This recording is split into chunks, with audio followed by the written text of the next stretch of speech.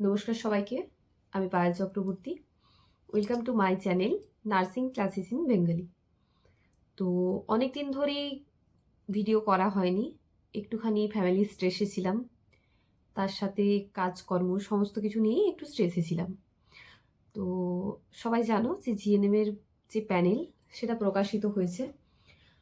Luckily যাদের হয়েছে খুবই ভালো, যাদের হয়নি তাদের জন্য আরও ভালো কিছু অপেক্ষা করছে। তো বলে রাখা ভালো যে যাদের হয়নি তারা আরও ভালো বেটার কিছু অপেক্ষা করছে তাদের জন্য। অ্যাকচুয়ালি 2022 সাল থেকে রিক্রুটমেন্ট প্রসেস কিন্তু বন্ধ ছিল। 2022 লাস্ট রিক্রুটমেন্ট হয়েছিল। 2023, 24, 25 তিনটে ব্যাচ, বেসিক্যালি তিনটের জন্য কিন্তু কোনোরকম কোনো রিক্রুটমেন্ট প্রক্রিয়া হয়নি। তো অ্যাট লাস্ট তিনটে ব্যাচের জন্য একটাই রিক্রুটমেন্ট হলো, সেটাও 2026-এ। যদিও রিক্রুটমেন্ট নোটিশ হয়েছে 2025, কিন্তু রিক্রুটমেন্ট এখনও পর্যন্ত কমপ্লিট হয়নি। অলমোস্ট বলা যায় 2026-এরই রিক্রুটমেন্ট হচ্ছে। তো সেখানে সিট সংখ্যা ছিল কত? 2926। কিছু সিট সংখ্যা মানে অল্প ছিল, তারপর সেখানে কিছুটা বাড়িয়ে টোটাল 2926টা সিট সংখ্যা করা হলো।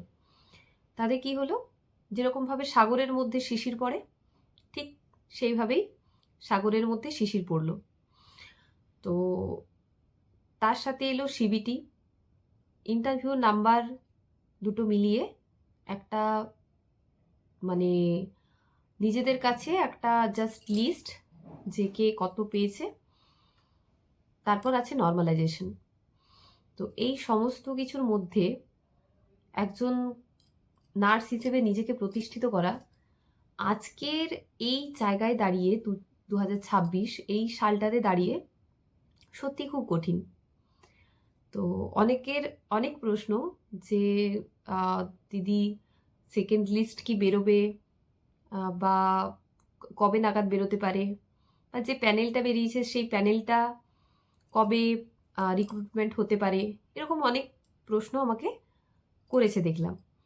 তো তার আগেও আমাকে আরও কিছুজন প্রশ্ন করেছিল, ইউটিউবেই প্রশ্নগুলো করেছিল। যে প্রশ্নগুলো আমি তোমাদেরকে একটুখানি দেখাই, তাহলে হয়তো বুঝতে পারবে প্রশ্নগুলো।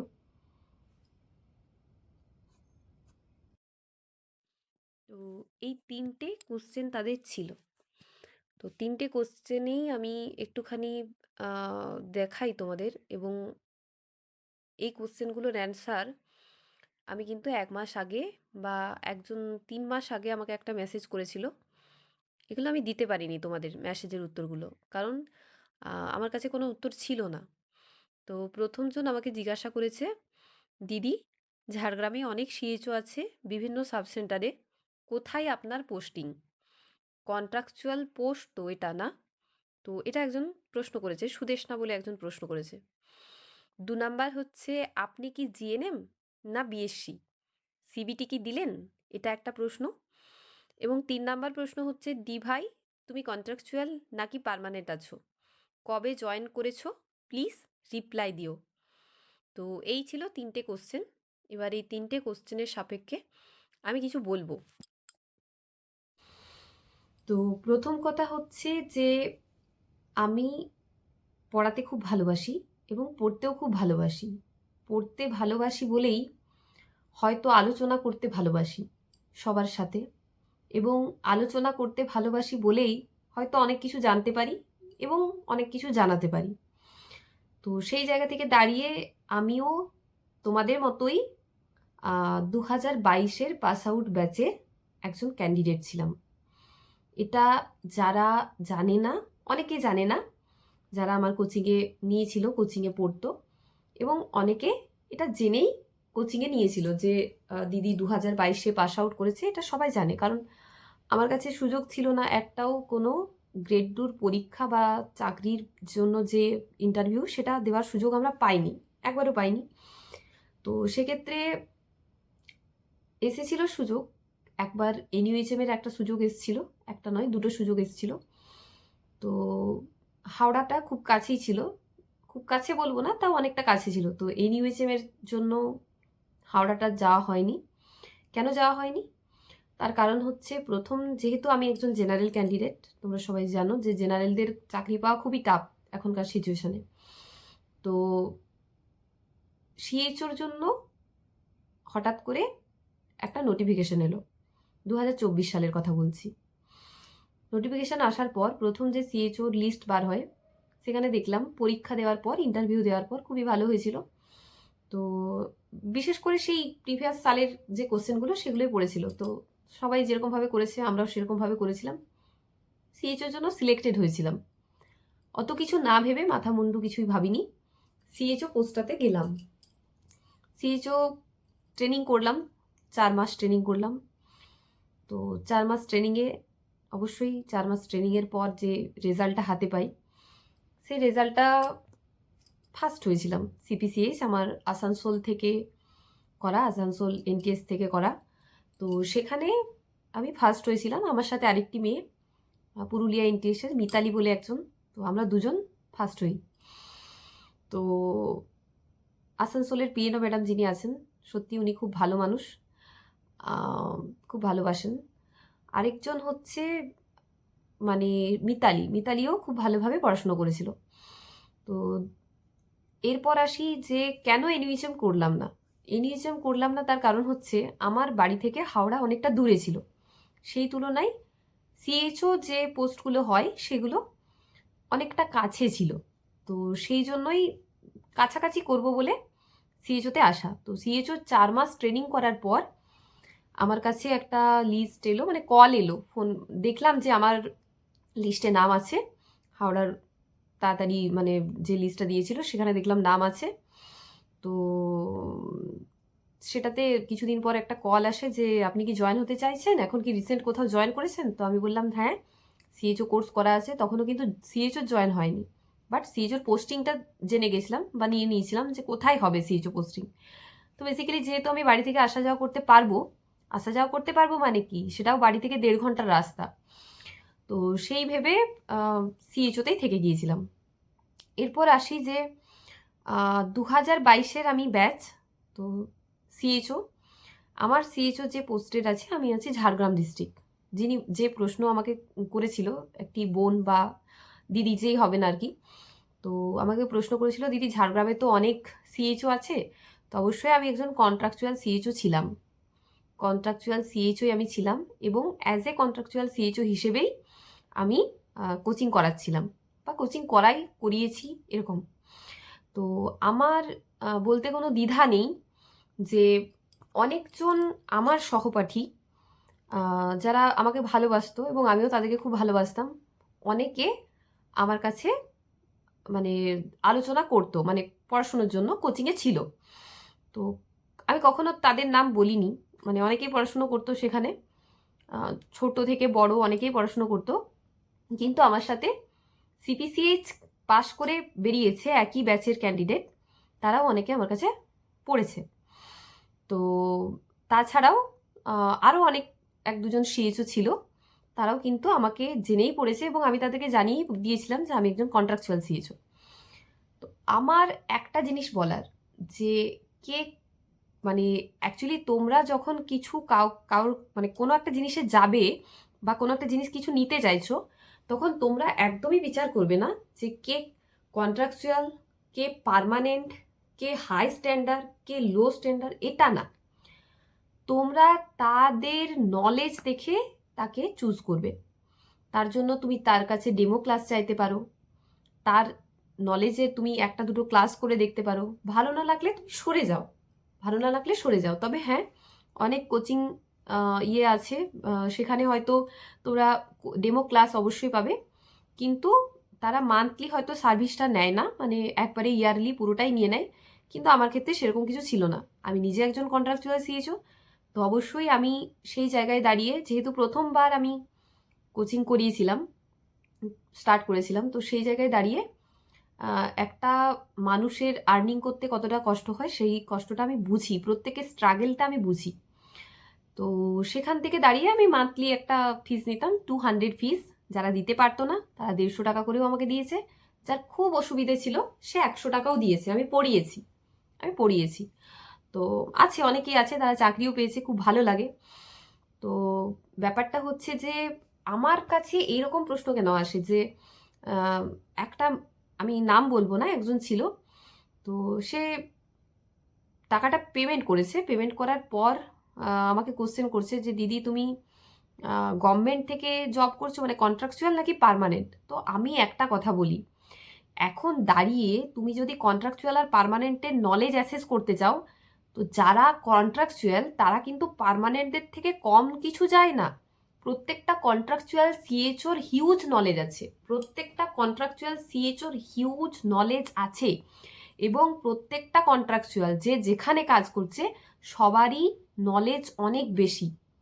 আমি তুলনা করছি না, পার্মানেন্ট কন্ট্রাকচুয়ালের সঙ্গে তুলনা করছি না, কিন্তু বাস্তব এটাই যে যেভাবে নিজেকে রেডি করবে তার নলেজটাও ঠিক সেরকমভাবে হবে। তো যখন তোমরা একটা মানুষকে জিজ্ঞাসা করো যে তুমি পার্মানেন্ট নাকি কন্ট্রাকচুয়াল, এটা গায়ে লাগে, প্রত্যেকেরই গায়ে লাগে, তো এই কোশ্চেনগুলো কাউকে করবে না। হ্যাঁ, তুমি যেহেতু আমার কাছে চাইলে আমার কাছে পার্সোনালি জানতে পারো যে আমি পার্মানেন্ট না কন্ট্রাকচুয়াল, সেটা আমাকে তোমরা পার্সোনালি মেসেজ করতে পারো, আমার নাম্বার অবশ্যই দেওয়া আছে, যোগাযোগ করতে পারো, সবাইকেই বলেছি। চাইলে যখন তুমি কোচিং নিচ্ছ আমার কাছে জেনে নাও, একদিন দুদিন পড়ো, পড়াশুনো ভালো না লাগলে ছেড়ে দাও, সব অপশনই আমি খোলা রেখেছি। এমন কিছু অপশন নেই যে তোমাদের কেউ বলতে পারবে না যাদেরকে আমি পড়িয়েছি যে কারো টাকা আমি একবারে নিয়ে নিয়েছি, বা এমনও হয়েছে যে কন্ট্রাকচুয়াল শুনেছে, তার টাকাটা আমি তাকে ব্যাক করে দিয়েছি, তো সে আবার আমার কাছে এসছে পড়ার জন্য, এরকমও হয়েছে। তো অনেক জিনিসই দেখেছি, সেগুলো আর বলে লাভ নেই। একটাই কথা বলবো যে 2022-এ আমি পাস আউট ছিলাম, তো সেই জায়গা থেকে দাঁড়িয়ে 2023, 24, 25 চোখের সামনে 3টে বছর কেটেছে। 2022-এ বেরোনোর পর আমি যখন দেখি, নার্সিং কলেজ ছিল আমার লালগড় জিএনএম ট্রেনিং স্কুল, তো সেখানে আমি ন্যাচারালি ফার্স্ট ইয়ারটা কোভিড সিচুয়েশন ছিল, তো সেই ফার্স্ট ইয়ারে আমি কিছু র্যাঙ্ক করতে ভালো পারিনি, বা আমার প্রি টেস্ট বলে যেটা হয় সেটা রেজাল্ট ভালো আসেনি, তো প্রি টেস্টটা ছেড়ে দাও, প্রি টেস্টের রেজাল্ট অনুযায়ী ফাইনালে রেজাল্ট হয়। তো ফাইনালের রেজাল্ট আমার সেরকমভাবে ভালো থাকেনি, 75% থেকে একটু হয়তো বেশি সামথিং কিছু ছিল। তো সেকেন্ড ইয়ারের টেস্টে আমি ফার্স্ট হয়েছিলাম, সেকেন্ড ইয়ারে ফাইনালে আমি ফার্স্ট হই, থার্ড ইয়ারে টেস্টে আমি ফার্স্ট হই, এবং থার্ড ইয়ারে ফাইনালে আমি ফার্স্ট হই। তা অ্যাবাভ ধরতে গেলে আমার 80% নাম্বার আছে, জিএনএম এর ক্ষেত্রে বললাম। তো সেই জায়গা থেকে দাঁড়িয়ে 80% পাওয়া একটা মেয়ে, সে সিএচও করতে গেল, সিএচওতেও সে একটা ফার্স্ট হিসেবে সে নিজেকে পরিচিত সেখানে করলো। তো সিএচওতে তো সেরকম কোনো কম্পিটিশন হয় না, সেখানে ডক্টররা ইন্টারভিউ নেন, ম্যাডামরা পরীক্ষা নেন, খুব অল্প সময় 4 মাস, সেখানে নিজেকে জাহির করারও কোনো জায়গা থাকে না, যেভাবে নার্সিংয়ে নিজেদেরকে জাহির করার অনেক জায়গা থাকে। তো যারা জাহির করতে পারে তাদের জন্য তো অনেকই ভালো, যারা পারে না তাদেরকে তো নলেজ করতেই হবে, কিছু করার নেই। তো সেই জায়গায় দাঁড়িয়ে সেখানেও একটা ভালো র্যাঙ্ক পাওয়া গেল। ওখান থেকে সিএইচও যাওয়ার আগের যে সিচুয়েশনগুলো ছিল, সেই সিচুয়েশনগুলো অনেক ডিফিকাল্ট ছিল, কারণ প্রত্যেকটা মানুষ, মানে আমি দেখেছি যারা খুব চেনা মানুষ তারাও হয়তো কথা বলে না, বা নিজের চোখে দেখেছি যে একজন বন্ধু তারা খুব তাড়াতাড়ি কোনো কোনো জায়গায় জয়েন করে যাচ্ছে, কিন্তু আমি কোথাও পাচ্ছি না, কোথাও না, নার্সিং করার পর বেরিয়েও কোথাও পাইনি, আর রেজিস্ট্রেশনটা হাতে পাওয়ার পরও কোথাও পাইনি। একটা জায়গা থেকে ডাক এসেছিল, বলেছিল 4,000 টাকা দেবো, করবে, সেটা ছিল বর্ধমানে। তো আমি যাইনি, কারণ আমার কাছে আমার বাড়ি অনেক অনেক ফেভারিট জিনিস, এবং আমার ফ্যামিলির মানুষজন আমার কাছে অনেক দামি। তো একবার মনে হয়েছিল কোথাও যে হ্যাঁ টাকাটা রোজগার করতে হবে, যেতে হবে বাইরে, কিন্তু না, তাও যাওয়া হয়নি।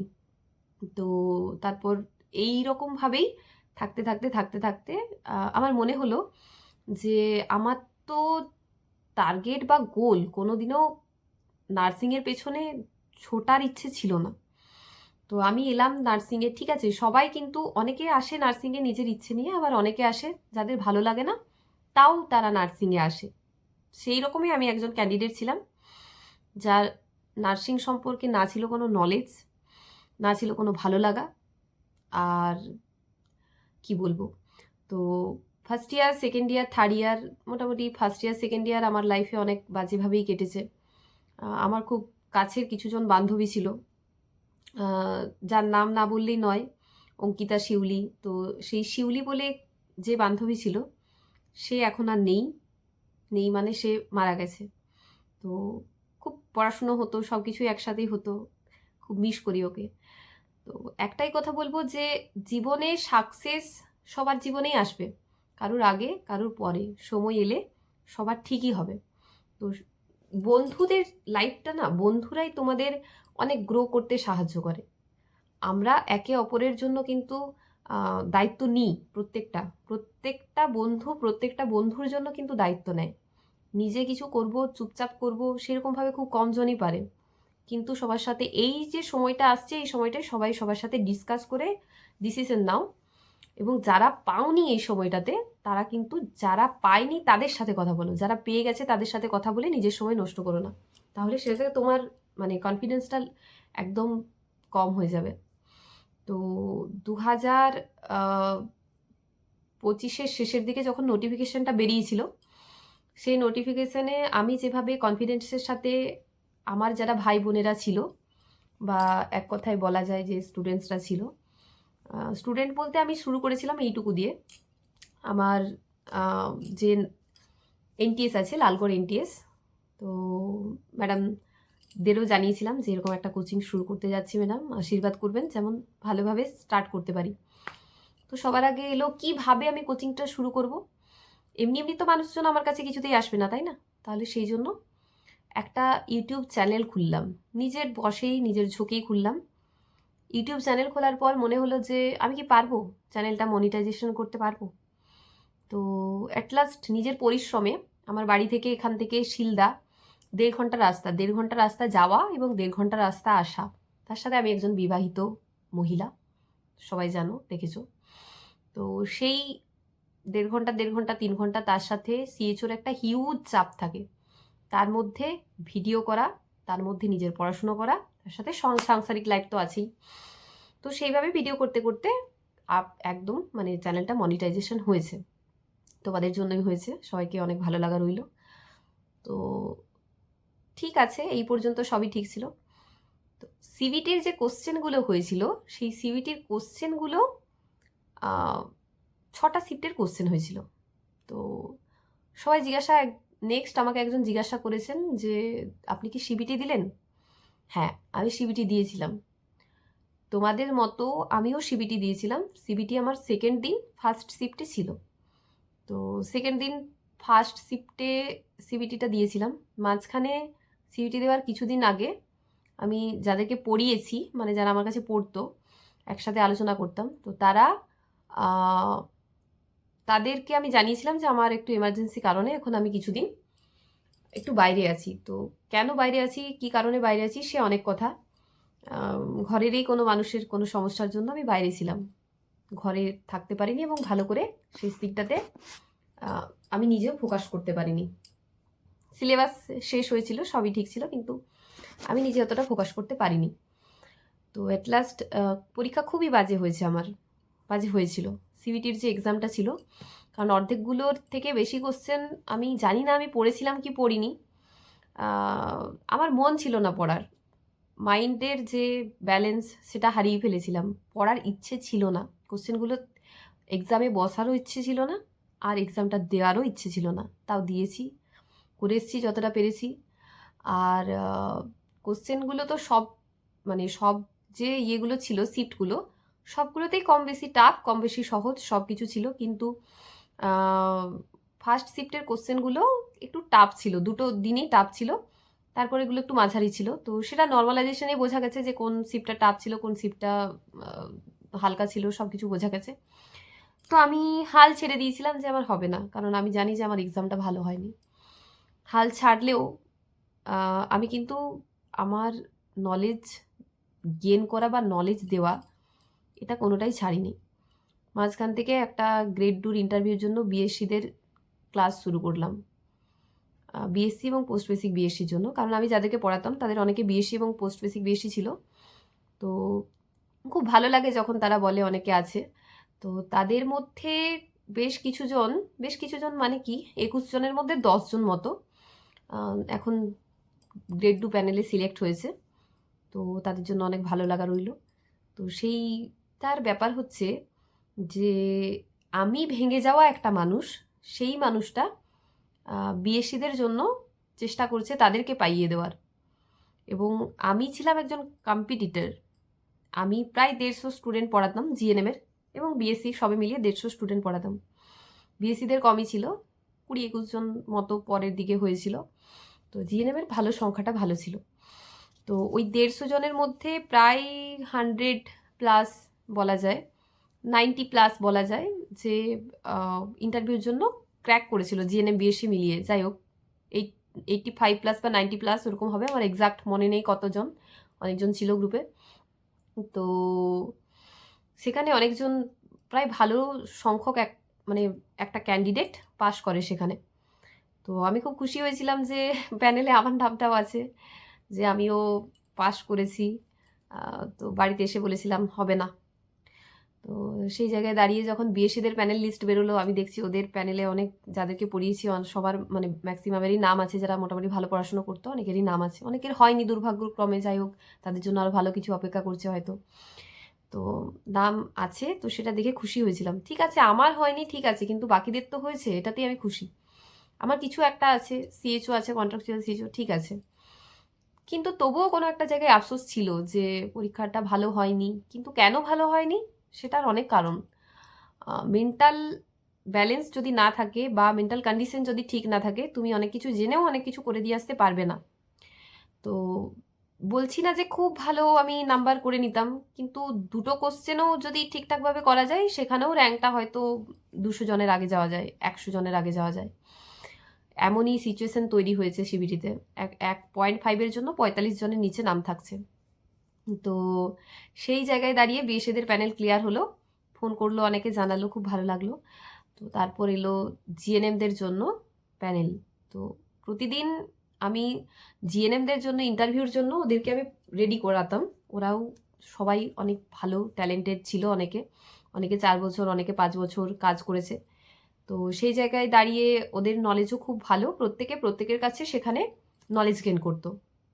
তো আমি যতটুকু পারতাম আমি ওদেরকে দিতাম, যতটুকু আমার সাধ্যের মধ্যে দেওয়া যায়। আমি নিজেও যে সব জেনে বসে আছি সেরকম নয়। আমি বলে দিয়েছিলাম যে আমাকে কেউ টিচার বলবে না, আমাকে সবাই দিদি বলে ডাকবে। প্রত্যেকেই আমাকে দিদি বলতো, যার যা ভালো লাগতো বলতো।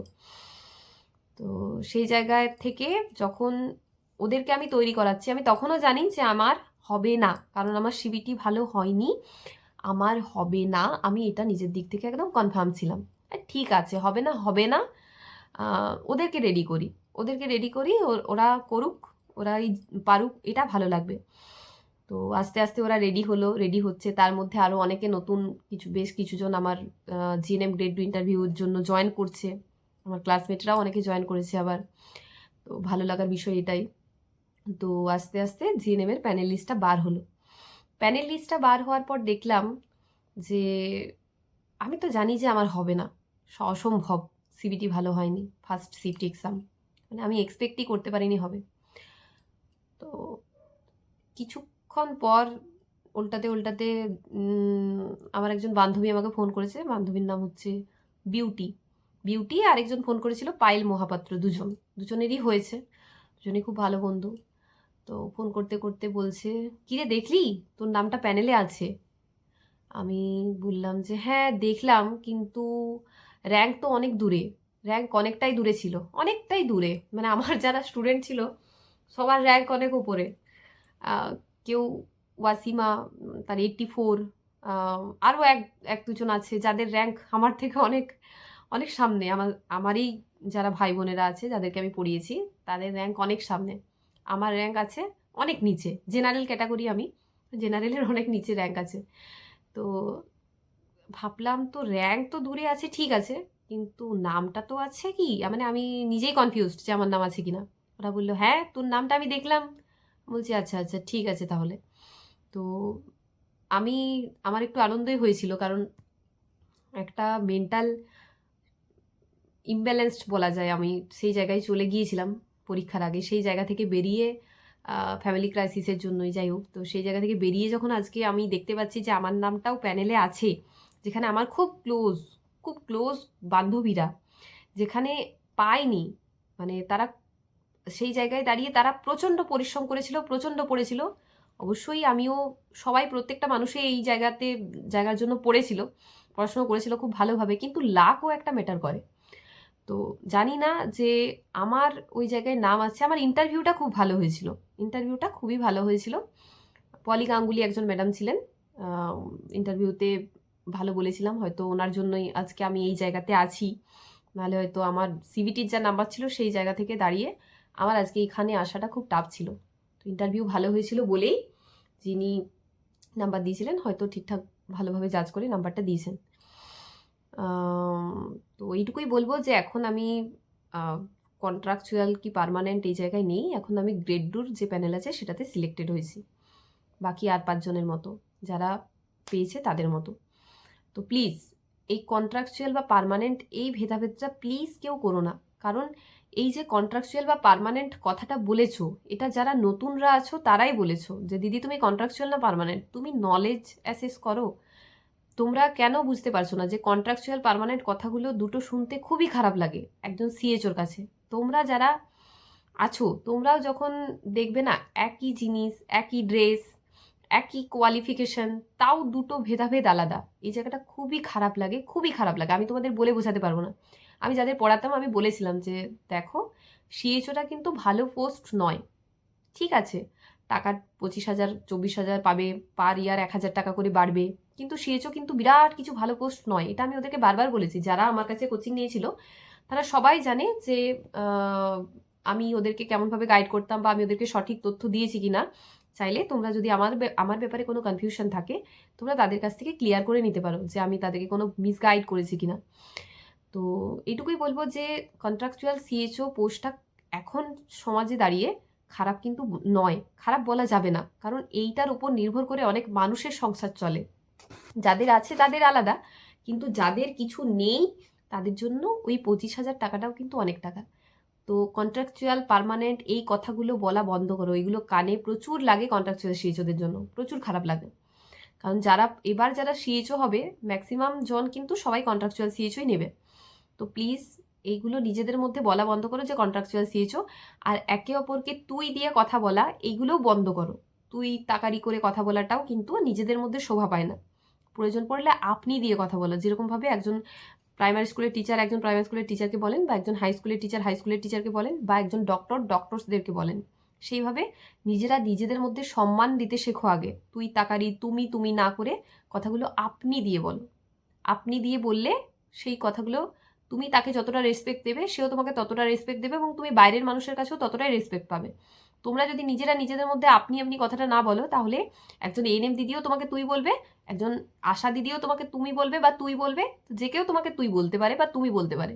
তো সেই জায়গায় নিজের পিঠটা এবং মাথাটা বাঁচিয়ে কাজ করতে হবে। আপনি কথাটা বলা খুব দরকার, ঠিক আছে, আপনি কথাটা বলা খুব দরকার।